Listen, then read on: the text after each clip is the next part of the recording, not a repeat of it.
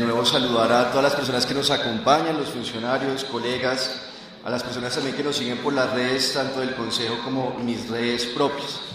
Bueno, este es un proyecto que tiene por objeto que le autoricemos, que este Consejo le autorice a la Administración Distrital vigencias futuras por alrededor de 15.000 millones de pesos, 14.996 millones de pesos de la vigencia fiscal del próximo año, del 2019, y estos recursos se utilizarán en realizar alrededor de 1.500.000 encuestas para aplicar la nueva metodología del SISBEN que definió el Gobierno Nacional. O sea, no estamos hablando de cualquier cosa, estamos hablando del SISBEN, y eso implica o tiene implicaciones directamente en los programas, subsidios, apoyos que tanto el Gobierno Nacional como el Gobierno Distrital le brindan a las familias más pobres, en este caso de la ciudad.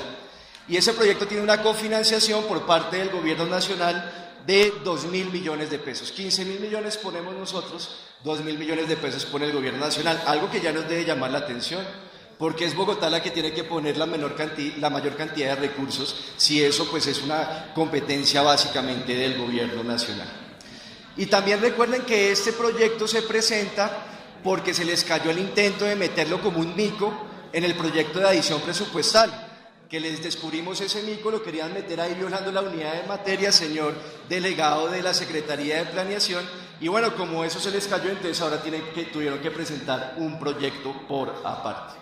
La ponencia, como lo informó el señor secretario, mi ponencia es negativa, y es negativa porque este proyecto, de aprobarse, implica firmarle un cheque en blanco al presidente Duque y al alcalde Peñalosa para aumentar de manera arbitraria los puntajes del SISBEN y de esa forma sacar de manera muy arbitraria a varias de las personas pobres que hoy están gozando de ese tipo de subsidios. Estoy haciendo una afirmación dura, doctor Molano, usted que le interesa esos asuntos de la pobreza. Entonces les voy a pedir que oigan muy bien los argumentos que voy a explicar para demostrar cómo este proyecto de acuerdo, estas vigencias futuras, implica firmar ese cheque en blanco que puede ser muy perjudicial para los bogotanos y particularmente para las familias de más bajos ingresos. Rápidamente entonces, y a manera de introducción, miremos algunas generalidades del SISBEN. ¿Qué es el SISBEN? ¿Cómo funciona? ¿Para qué sirve? Etcétera. El SISBEN es el sistema de identificación de potenciales beneficiarios. O sea, es la herramienta con la que cuenta el Estado para aplicar las políticas llamadas de focalización para identificar quiénes son las familias más pobres, en este caso de Bogotá, y para que sean a estas familias, las más pobres, las que reciban distintos programas de subsidios, sobre todo, que se brindan desde el Gobierno Nacional y también unos programas propios del Gobierno Distrital. Esto de la focalización, el Polo Democrático Alternativo desde hace varios años ha mostrado una posición frente a este tema de la focalización, porque todo parte de una política diseñada por el Banco Mundial, por los extranjeros, por los gringos, como siempre sucede en Colombia, para reemplazar el subsidio a la oferta por el subsidio a la demanda. Desde el Polo nosotros estamos de acuerdo con el subsidio a la oferta. Pongo un ejemplo para explicarlo, el caso de Serpilopag. Nosotros hemos planteado que en lugar de darle 1 billón de pesos, la mayoría de esos recursos, a las universidades privadas, que esos recursos se destinen para financiar la base presupuestal de la Universidad Nacional, de la Universidad Distrital, de la Universidad Pedagógica Nacional. En esta medida, pues, solamente planteo esto como un criterio que ha defendido siempre el Polo, porque esto de la focalización y de los subsidios a la demanda, como expliqué, fue una cosa que diseñó el Banco Mundial y un poco para mantener tranquila a la gente más pobre. Porque claro, como vienen aplicando una política recontra neoliberal, súper fuerte contra las capas medias y los sectores más pobres, tienen que darles algunos contentillos para que la gente pues no se vaya a rebelar y se mantenga el actual orden de cosas, el actual sistema, y la gente no salga a exigir sus derechos como deben. ¿Cómo funciona el SISBEN? Básicamente de la siguiente manera. El Gobierno Nacional fija una metodología para identificar a las personas más pobres del país, de las ciudades y del país. Y esa metodología está diseñada para que arroje un puntaje que va de 0 a 100. Entre más cercano esté el puntaje a 0, más vulnerable, más pobre es la persona y tiene más acceso a los distintos programas sociales que brinda tanto el Gobierno Nacional como el gobierno distrital. ¿Esto qué implica? Que al aumentar el puntaje, las personas, si se les aumenta el puntaje del Sisbén, van a tener menos derechos a acceder a este tipo de programas.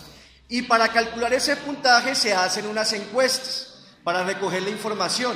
Con esa información que se recoge en esas encuestas, se fija o se calcula el puntaje mediante una fórmula matemática. Este proyecto de acuerdo es para que se hagan 1.500.000 encuestas en Bogotá y se aplica la nueva metodología del Sisbén que se llama Sisbén 4. Ahora entro a explicar en detalle cómo es esa nueva metodología. ¿Qué programas o a qué programas acceden las personas que tengan unos determinados puntajes? Sobre todo puntajes inferiores a 60. Desde el Gobierno Nacional se brindan 20 programas. Ahí ustedes lo pueden ver, no los voy a detallar, son programas del ICBF, del ICETEX, el más conocido, Familias en Acción, del Departamento de la Prosperidad Social, los programas también para el adulto mayor, etcétera, etcétera. 20 programas, cada programa para definir si una persona tiene derecho a acceder o no a él, define unos puntos. Son distintos puntos. En el caso de los programas del ICBF se exigen 57 puntos, para Familias en Acción se exigen entre 23 y 30 puntos. Así es como funciona el Sisbén. En el caso del distrito, el distrito tiene programas propios que son financiados con los recursos del presupuesto distrital. Son varios programas. Yo en la información que obtuve y que me brindó la Secretaría de Planeación conté 9 programas. Destaco algunos de ellos. En el caso de la Secretaría de Salud, todo lo que tiene que ver con el régimen subsidiado de salud. En el caso de la Secretaría de Integración Social, los programas de mujeres gestantes y menores de 2 años, subsidios para la población desplazada, subsidios para los adultos mayores, bonos alimentarios, comedores alimentarios. En el caso de la Secretaría Distrital de Hábitat, el Sisbén sirve para definir las personas que pueden acceder al famoso programa PIBE, al de vivienda, que es como una especie de leasing habitacional. Y en el caso de la Secretaría Distrital de Movilidad, el puntaje del Sisbén sirve para definir quiénes se van a beneficiar de los subsidios para el transporte público. Esos subsidios, por ejemplo, una persona que se beneficia hoy de ese tipo de subsidios paga en Transmilenio una tarifa de 1.725 pesos, cuando el resto de las personas o los usuarios que no están en estos niveles del Sisbén pagan 2.300 pesos. Finalmente, en esta parte introductoria, en Bogotá hay 4.1 millones de personas registradas en el Sisbén.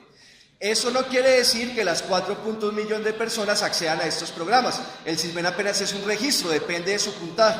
Pero en los niveles 1 y 2 del Sisbén en Bogotá hay alrededor de 2 millones de personas, o sea, casi la mitad de los que están registrados en el Sisbén. Y de esas 2 millones de personas, el 6%, una gran minoría, pertenece al nivel 1, mientras que el 94% pertenece al nivel 2. Esto es entonces, en términos muy generales, cómo funciona el Sisbén. Repito, lo que nos tiene que quedar la idea a todos los ciudadanos que nos están viendo es el Sisbén y el puntaje que se define de acuerdo con la metodología del Sisbén es el que define si una persona puede acceder a un programa de subsidios o no. Entre mayor puntaje no tendría derecho, entre menor puntaje tendría derechos a estos programas. ¿Qué es entonces lo del Sisbén 4? El Sisbén 4 es lo que se quiere aplicar ahora con la aprobación de este proyecto de acuerdo de las vigencias futuras. Como señalaba, quieren realizar alrededor de 1 millón, no son 1.500.000, perdón, sino 1.165.000 encuestas.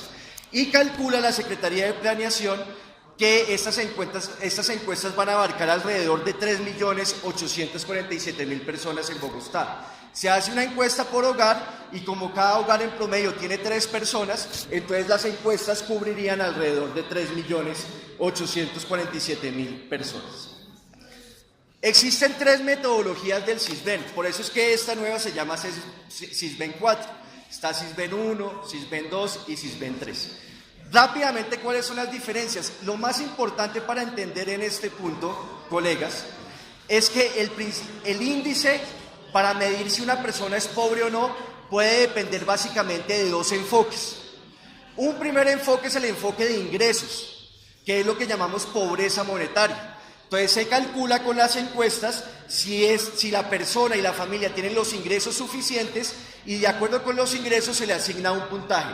Entre mayores ingresos, mayor puntaje. El segundo enfoque para medir la pobreza es la llamada pobreza multidimensional, que es la que revisa las condiciones socioeconómicas de una familia.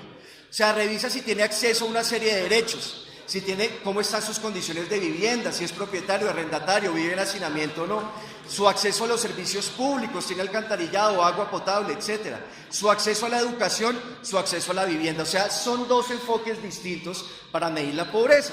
Y el CISBEN en sus 3 versiones hasta el momento ha venido cambiando esos enfoques. El CISBEN 1, el original, tenía un enfoque de ingresos.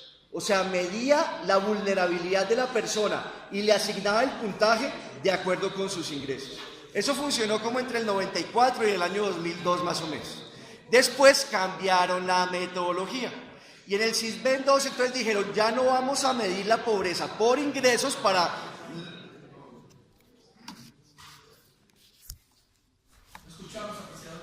Gracias, doctor Marco Fiel.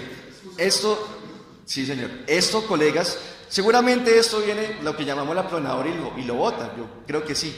Pero por lo menos esto es muy grave lo que va a mostrar, para que ustedes tengan algún nivel de conciencia o elementos a la hora de decidir la votación, si van por un sí o no. Mil gracias. Bueno, les decía entonces que el primer CISBEN se enfocó en los ingresos. El CISBEN 2 se enfocó fue en la pobreza multidimensional. Entonces, en las encuestas, la información que trataban de recoger era así las condiciones socioeconómicas de la persona. Sobre todo miraban 3 variables: salud, educación y estrato socioeconómico. Después llegó el tercer CISBEN, el CISBEN 3, y mantuvo el enfoque de medir el puntaje de acuerdo con la pobreza multidimensional, las condiciones socioeconómicas, solo que cambió algunas variables. Mantuvo las variables de educación, salud, quitó el del estrato, ya el CISBEN no revisa el estrato, bajo el criterio que es que el estrato no define si una persona es pobre o no, y le incluyó las condiciones de vivienda y además los de servicios públicos. Son como 40 preguntas que hacen, pero básicamente buscan encontrar estas 4 variables. Como ustedes ven en la tabla, los puntajes siempre han sido de 0 a 100 ha venido cambiando. Las metodologías en el CISBEN 1 solamente se establecía una metodología para todo el país, en el CISBEN 2 una metodología para centros urbanos y otra para centros rurales, y en el CISBEN 3 una metodología que tenía una para las 14 centros metropolitanos, otra para el resto de ciudades y otra para el sector rural. Eso es como ha venido cambiando en este momento, pues hasta ahora en Bogotá se viene aplicando el CISBEN 3. Ahora quieren aplicar el CISBEN 4. Entonces, esto es lo importante. Esto lo definió el CISBEN 4, la metodología la definió un COMPES, que es el COMPES 3877 del 5 de diciembre del año 2016. Es decir, un COMPES de Juan Manuel Santos. Me gustaría también ahora mirar cuál es el Centro Democrático qué opina sobre este COMPES de Juan Manuel Santos. Yo creo que es absurdo y que no tiene buenos criterios para medir la pobreza. Entonces, ¿qué dice esta nueva metodología de acuerdo con el COMPES 3877? Señala, miren, el CISBEN 4 vamos a mantener el enfoque que tenía el CISBEN 3 de revisar las condiciones socioeconómicas, vivienda, servicios públicos, salud, educación, eso lo mantenemos. Pero le vamos a agregar ahora un nuevo enfoque, un segundo enfoque, que es un poco retomar lo del primer CISBEN, que es revisar los ingresos. O sea, se va a tratar de combinar los criterios de pobreza multidimensional con los criterios de ingresos, de pobreza monetaria. Pero cuando uno revisa el COMPES le generan muchas dudas, colegas. Entonces el COMPES señala que para medir los ingresos se van a mirar 2 conceptos que son extremadamente raros y que la Secretaría de Planeación, como voy a explicarlo ahora, no me pudo contestar porque dice que no sabe, que eso solo lo sabe el Gobierno Nacional. ¿Qué tal? Entonces esos 2 conceptos que agregan son, uno, presunción de ingresos. ¿Qué será presunción de ingresos? En el COMPES no lo explican, no dicen absolutamente nada, solamente hablan de presunción de ingresos, pero uno entiende que bajo unas variables se presume que la persona tiene determinados ingresos, o sea, no se refiere a los ingresos reales.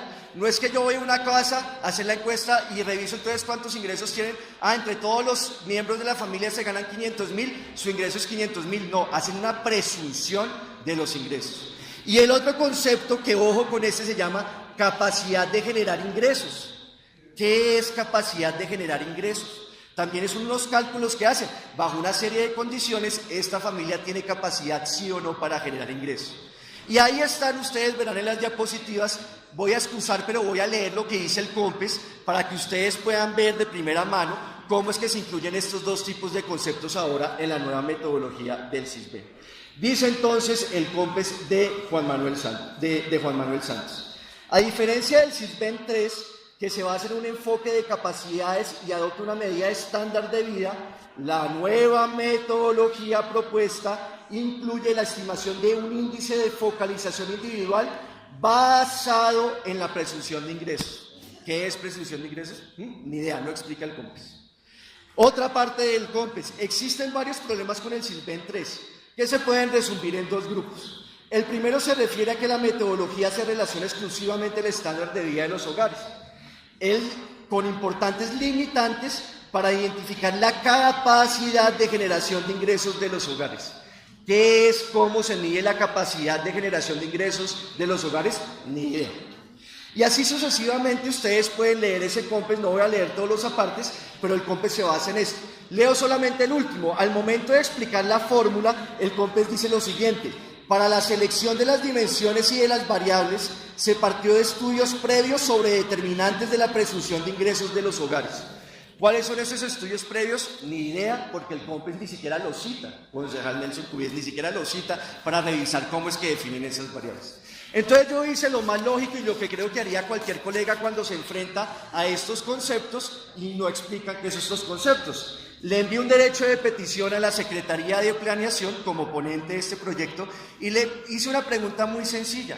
Oiga, explíqueme en detalle cómo es esta nueva metodología y particularmente cómo se llega al puntaje y sobre todo qué es eso de la capacidad de generación de ingresos y de presunción de ingresos. ¿Saben qué me contestó la Secretaría de Planeación, autora de este proyecto? No tiene ni idea, concejal Durán, no sabe, lo dice. Dice, esto le corresponde al gobierno nacional y no le puedo contestar su pregunta porque las entidades territoriales no tenemos acceso a esta información. Leo lo que dice: la forma en que se determina el puntaje ha sido un asunto técnico y conceptual que se ha reservado a la nación. La entidad encargada de la definición de los lineamientos metodológicos, técnicos y operativos necesarios para la implementación y operación del CISBEN es el DNP, el Departamento Nacional de Planeación. Y la forma como se asigna el puntaje, como en las anteriores versiones, es a través de un cálculo automático que se hace en el software definido por el DNP. Sin embargo, el mecanismo estadístico no es de conocimiento de las entidades territoriales. Yo pregunto, colegas, ¿vamos a aprobar esto sin saber exactamente cuáles son esos conceptos de presunción de ingresos, de capacidad de generación de ingresos? Porque es que si a mí me dicen, mire, vamos a definir los ingresos reales de una familia, uno comienza a decir, bueno, listo, pero presunción de ingresos, ¿cómo presumen los ingresos? ¿Cómo define si una persona tiene capacidad para generar ingresos? Entonces, si es bachiller y el mercado laboral de la ciudad tiene determinadas características y si la persona no tiene problemas de salud, entonces es una persona que en esa variable tiene altas capacidades para generar ingresos a pesar de que no los tenga. Esa es la pregunta del millón, colegas. Y resulta que ni el COMPES del gobierno de Juan Manuel Santos, ni la Secretaría de Planeación me ha explicado a mí como ponente qué es eso. Y yo no le voy a firmar esto al alcalde Peñalosa. ¿Cómo así que vamos a aprobar este proyecto sin saber con toda rigurosidad qué son estos conceptos? Porque además hay muchas dudas que se generan. Ustedes saben, colegas, que en Colombia y en Bogotá hay un enorme nivel de informalidad laboral. Una persona tiene trabajo un mes, al otro no, al otro sí. ANIF, que es el gremio de los banqueros, nada que ver con el Polo Democrático Alternativo, hizo un estudio, concejal Cubides, y señaló que solo el 17% de los trabajadores, solo el 17% cotizan todos los meses del año. O sea que la inmensa mayoría, casi el 90%, el 83%, cotizan un mes sí, otro mes no, otro mes sí. Entonces yo pregunto, si el señor, el encuestador, llega a una casa en Ciudad Bolívar o en la localidad de Usme y en ese momento la persona tiene trabajo, entonces le dice, sí, tengo trabajo y me gano tanto, y a los 2 meses se queda sin trabajo entonces. Eso nos permite, como es la metodología para definir a largo plazo la estabilidad de esos ingresos. Eso deberían explicárnoslo con todo detalle, doctor M. Pero no, simplemente la Secretaría de Planeación dice, yo no tengo ni idea de esto, eso le corresponde al Nacional. Más o menos estará actuando como simples mensajeros. Qué irresponsabilidad cuando se trata del CISBEN. Algunos entonces podrían decirme, no, concejal Sarmiento, confiemos en la tecnocracia del gobierno nacional, en la tecnocracia anterior del gobierno de Santos y en la tecnocracia ahora del gobierno de Duque, que es la misma básicamente, porque los dos tienen las mismas concepciones económicas y sociales. Y yo, colegas, sí les puedo decir que el Polo Democrático Alternativo no puede confiar en el gobierno de Iván Duque, no lo puede hacer. Y no es que tengamos un problema personal con el doctor Iván Duque. El señor puede ser una buena persona y bailar y cantar y jugar fútbol, sí, eso no se le niega.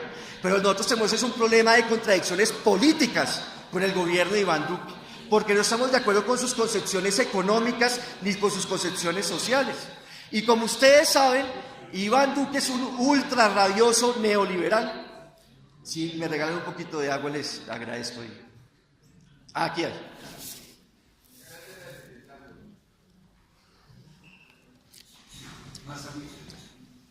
Gracias, doctor Marco Fiel. Agüita para la izquierda. Presidente, que el doctor Inestrosa para que se registre, por favor. Señor secretario, por favor, expresemos su presencia en los órganos secundarios e insistimos en el silencio que debe guardarse en el recinto. Veo muchos conversadores. Con gusto, señor presidente, certificamos el registro en honor al concejal Roberto Inestrosa Barrera. Gracias, presidente. Quisiera romper el cambio, profesor de Sarmiento. ¿Cómo está, doctor Inestrosa? De igual forma, certificamos el registro en honor al concejal Nelson Uribe Salazar. Buen día, presidente.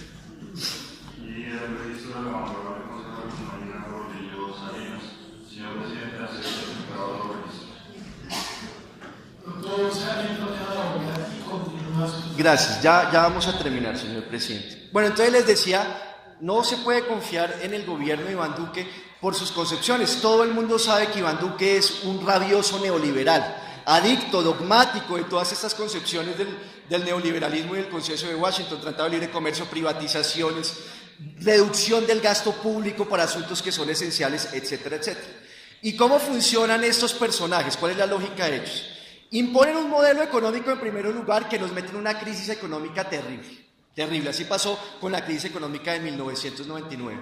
Un modelo económico que desde el Polo hemos denominado como un modelo económico de capital extranjero o dependiente del capital extranjero, el capital extranjero como la variable de cierre de la economía nacional. O sea, no es un modelo que se apoya fundamentalmente en la producción nacional, en el ahorro nacional, sino que es un modelo que depende en casi todas sus instancias del capital extranjero, y hay miles de cifras para demostrarlo, no lo voy a detallar mucho.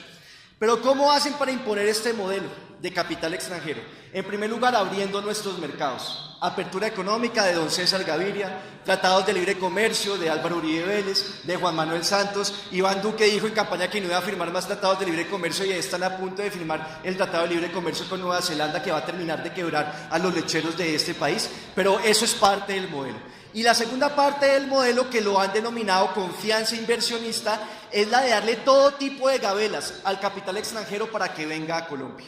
Gabelas como cuáles, como gabelas tributarias. Recuerden que Carrasquilla, siendo ministro de Uribe, eliminó el impuesto que se le cobraba a las multinacionales que sacaran sus utilidades del país. Un impuesto absolutamente lógico. Oiga, si ustedes generan riqueza acá, cuando vayan a sacar esa plata del país, pues que parte de esa plata se quede acá, que no nos extraigan toda la riqueza. Carrasquilla lo eliminó. ¿Cómo hacen también para atraer al capital extranjero? Con la famosa flexibilización laboral, el abaratamiento de la mano de obra. Ley 50 de 1990, Ley 789 del 2002 del primer gobierno de Uribe. Con las privatizaciones también es otra fórmula para atraer ese capital extranjero. Privatización de Telecom, parte de la privatización de Ecopetrol, etcétera, etcétera. Y además también con la entrega de nuestros recursos naturales a estas grandes transnacionales, como sucedió con la reforma al Código de Minas en el gobierno de Uribe y como sucedió también a la reforma de todo el régimen petrolero del país. Esto es terrible para el país. Destruye la producción nacional con esos tratados de libre comercio, se quiebran nuestros empresarios. La empresa privada, que tanto se menciona en otros partidos, es la principal damnificada por este tipo de políticas.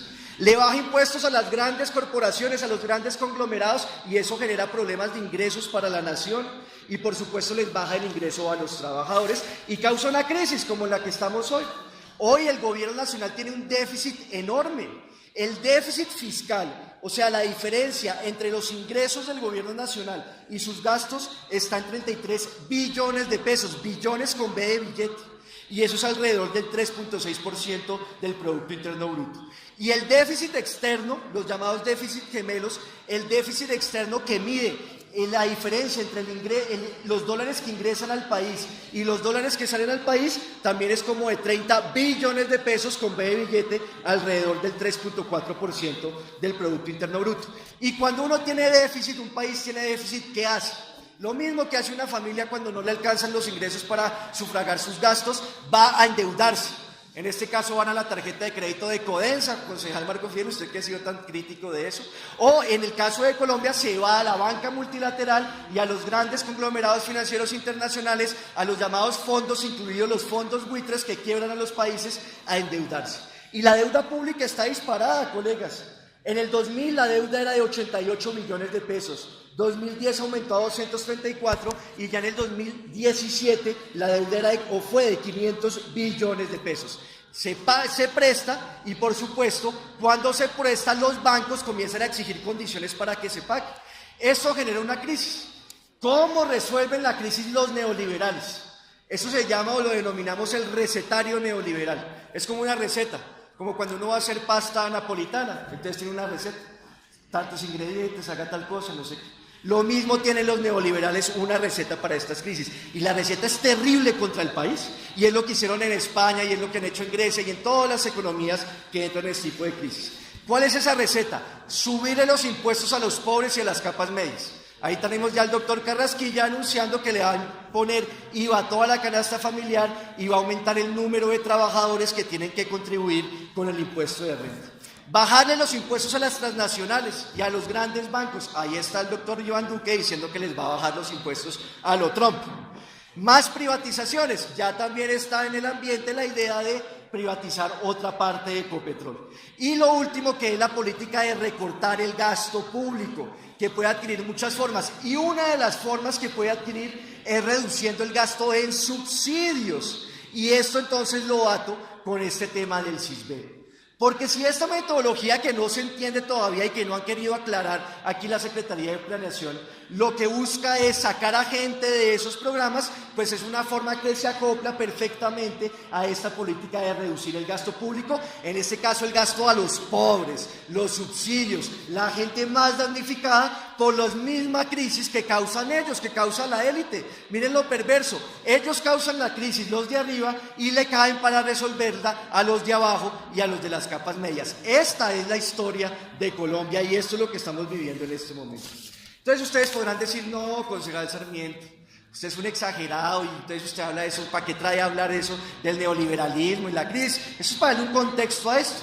Entonces yo me puse a mirar cuál ha sido la experiencia ya en otras entidades territoriales con el CISBEN 4, porque ya otras entidades territoriales lo han aplicado.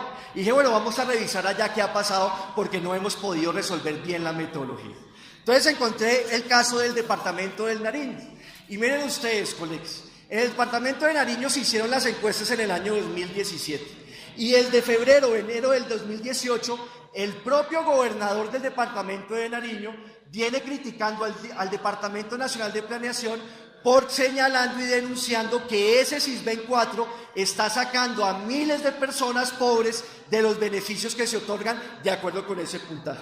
El primer comunicado lo expidió el 6 de febrero del año 2018 y señala que hay una advertencia a los vulnerables de Nariño. El CISBEN 4 les triplicó el puntaje y hace esa advertencia. Después, el 13 de febrero, una semana después, la gobernación anuncia que la subdirectora del Departamento Nacional de Planeación va a ir a Nariño para atender esas denuncias, a ver qué es lo que está pasando. Y el 18 de febrero, el gobernador de Nariño anuncia, ojo con estos, que la situación es tan crítica y que después de la revisión que hizo el DNP, que no van a seguir aplicando el CISBEN 4, que no lo van a seguir aplicando, que aplicarán solo el CISBEN 3. O sea, aquí ya hay una experiencia, un insumo que señala que la tesis que yo he venido exponiendo es una tesis que tiene un asidero real, porque ya tenemos una experiencia, en este caso en el departamento de Nariño. Fue tan grave que al Departamento Nacional de Planeación le tocó decir, oiga, sí, aquí seguimos aplicando, mientras tanto, el SISBEN 3. Y a Bogotá nos quieren meter el SISBEN 4 con este proyecto de acuerdo. En Pueblo Nuevo, un municipio del departamento de Córdoba, el 13 de agosto, la alcaldía sacó primero los medios de comunicación, el Meridiano de Córdoba señala que el SISBEN es un despelote y están sacando a la gente. Y después la alcaldía el 13 de agosto sacó un comunicado, la propia alcaldía, estos no son los concejales del polo de allá, no, la alcaldía de allá, no sé de qué partido será, pero será de alguno de los partidos que hacen parte de la clase política tradicional. Y dice, el alcalde explica en ese comunicado, en el 2017 se hicieron las encuestas y dice que en el año 2018 se subieron los puntajes del SISBEN producto de las encuestas del SISBEN 4 y señala el alcalde que eso causó graves perjuicios porque se está sacando a gente vulnerable y realmente pobre de los beneficios del Estado. El Departamento Nacional de Planeación tomó la decisión también de suspender la aplicación del SISBEN 4 y lo último que fue en agosto el Departamento Nacional de Planeación dice retomamos el SISBEN 4 y el alcalde dice si ustedes hacen eso van a quedar miles de ciudadanos por fuera. Esto ya es un análisis real, no es un análisis teórico, no es diciendo esto va a producir esto o lo otro, no. Ya lo que está sucediendo en algunos municipios del país es que ese SISBEN 4, la metodología, está sacando a gente que es pobre y que debería tener derecho a estos beneficios. Alguien entonces dirá, bueno, pero los colados, concejal Sarmiento, porque entonces todas estas medidas las van endulzando, ¿cierto? Y entonces comienzan a decir, es que aquí hay muchos colados y no sé qué, y seguramente yo no niego que haya personas que tengan altos ingresos y que no deberían tener ese puntaje. Pero ustedes leen bien el COMPES, y en el COMPES señalan que las herramientas para combatir los colados no son la nueva metodología del SISBEN 4, son otras herramientas que trae el COMPES. ¿Qué herramientas? Actualizar la base de datos, las encuestas en cada cierto tiempo. Dice ese COMPES que aquí hay encuestas o puntajes que se fijaron con encuestas del año 2011. Y resulta que en 7 años pudo haber cambiado las condiciones de esas personas, pero mantienen el mismo puntaje. Entonces, la primera herramienta que no tiene nada que ver con el cambio de metodología sería actualizar esas encuestas. Algo muy sencillo que también señala el COMPES es que hay que hacer más cruce de datos. Hoy se hacen cruce de datos solamente con 2 bases, el FOSIGA y otra. El COMPES identifica 25 bases de datos para hacer cruces y revisar si la persona que hizo la encuesta está diciendo la verdad o no. Y lo tercero, herramienta que señala ese COMPES, es contar con mejores mecanismos para la recolección de la información. Hoy se hace en papel y el encuestador se puede equivocar y no anota lo que es, y muestra ejemplos, el COMPES muestra ejemplos de cómo es eso, y dice, aquí lo que tenemos es que con aplicaciones y con las nuevas tecnologías, pues hacer esos registros para que haya menos posibilidades de error. Esto entonces es lo que les estoy señalando con algo muy grave, colegas, que la pobreza en Bogotá ha venido aumentando, eso nadie lo puede negar. El alcalde Peñalosa dice, no, es un aumento insignificante, de las cosas que lo irritan a uno, ¿no? Porque es una forma de despreciar el sufrimiento de la gente que cae en la pobreza por las malas políticas tanto del gobierno nacional como del gobierno distrital. Pero la pobreza viene aumentando desde el año 2015, ustedes tienen las cifras. En el 2014 la pobreza monetaria en Bogotá fue del 10.1%. 2015 aumentó un poquito a 10.4%, 2016 11.6% y ya en el 2017 la pobreza monetaria fue del 12.4%. 2 puntos ha aumentado la pobreza monetaria bajo la pésima alcaldía de Enrique Peñalosa. 2 puntos, insignificante. Bueno, y se quiebra la tendencia, porque la tendencia era disminuir la pobreza monetaria y ahora estamos bajo la otra tendencia, la de aumentar la pobreza monetaria. E igual con la pobreza extrema, en 2014 1.9, 2015 2.0, 2016 2.3 y 2017 2.4. Y también estamos mal en desempleo en la ciudad de Bogotá, aquí ya yo lo explicaba en varios debates, el desempleo viene aumentando. Peñalosa recibió la ciudad con un desempleo del 8.7%, ya vamos en el 10.5%. Como conclusión, y sobre esta base es que vamos a aplicar esta nueva metodología, que en primer lugar no se conocen todos los detalles de cómo es que calculan eso de presunción de ingresos, capacidad de ingresos, y en segundo lugar que ya la aplicación en otras partes del país ha mostrado que es una forma arbitraria de sacar a la gente de los beneficios que ofrece el Estado. Por eso es que esta ponencia es negativa. Repito, el polo democrático alternativo bajo las condiciones en las que está este proyecto, no les va a firmar un cheque en blanco al presidente Iván Duque y al alcalde Enrique Peñalosa para que en Bogotá suceda lo mismo que está sucediendo en el departamento de Nariño. Muchas gracias, señor presidente.